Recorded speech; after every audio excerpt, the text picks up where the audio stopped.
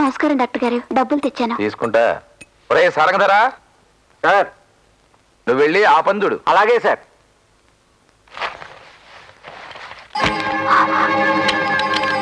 అలివేలు, కట్టుకున్న మొగుడు వదిలేసే నీకు, సొంతూరు వదిలి మా ఊరు వచ్చే నీకు ఇండైరెక్ట్ మొగుడుగా ఉంటాను. డైరెక్ట్ గా ఎవరికి తెలియనివ్వకుండా చూసుకుంటాను.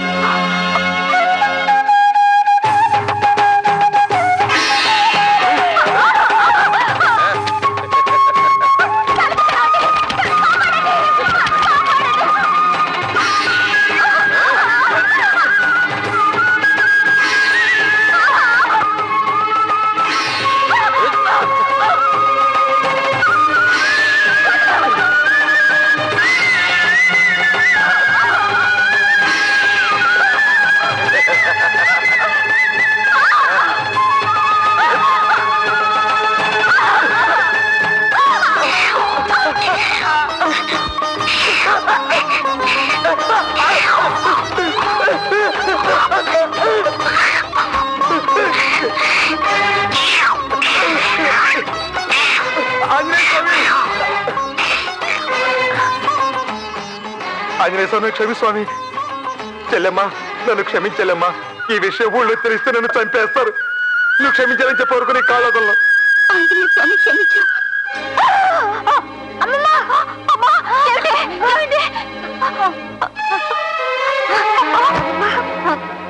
మంచి నీళ్ళు తీసుకురా. ఏమైందమ్మా? అమ్మమ్మా, అమ్మమ్మా,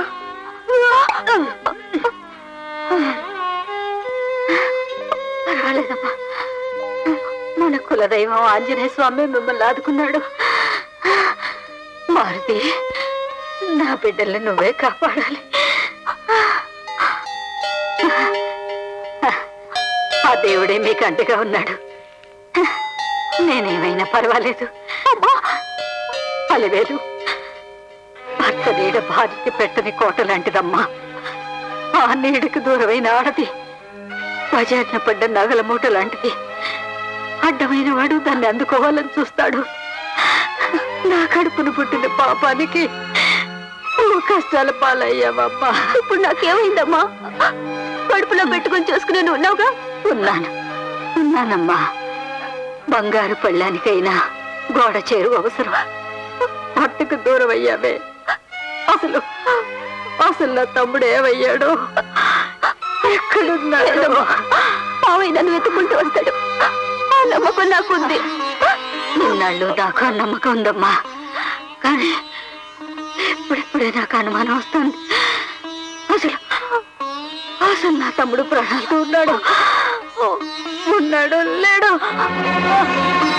అంత మాట అనుకమ్మా.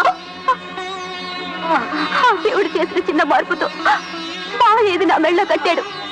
నా మెళ్ళ తాళి కట్టి నన్ను సుమంగలు చేసిన మావయ్యది ఆ దేవుడు తీసుకెళ్ళి నాకు అన్యాయం చేయడమ్మా. నాకు అన్యాయం చేయడు. నా తమ్ముడు ప్రాణంతో బతుకుతే వాడు తిరిగి వచ్చి నేర్చుకుంటే నాకంతగా కావాల్సింది.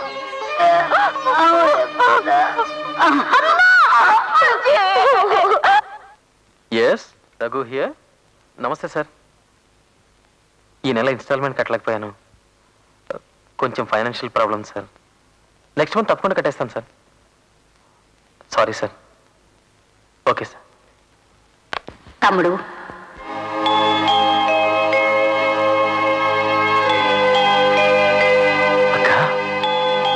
తమ్ముడు,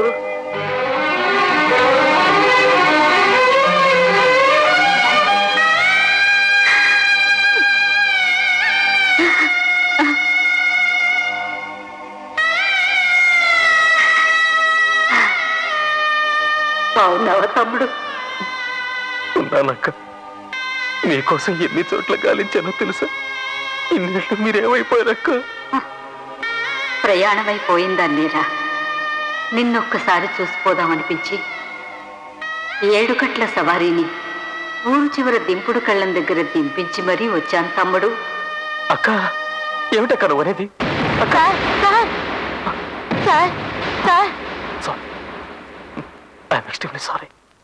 నేను మహిళా మండలి నుంచి వచ్చాను సార్. మీలో నాకు మా అక్క కనిపించింది. ఈ భ్రమ నాకెప్పుడూ కలగలేదు. మా అక్క ఏమైందోనో భయంగా ఉంది. ఆవిడిప్పుడు ఎక్కడున్నారు సార్? తెలీదమ్మా. ఎక్కడుందో ఏమో, అసలు ఉందో లేదో కూడా తెలీదు.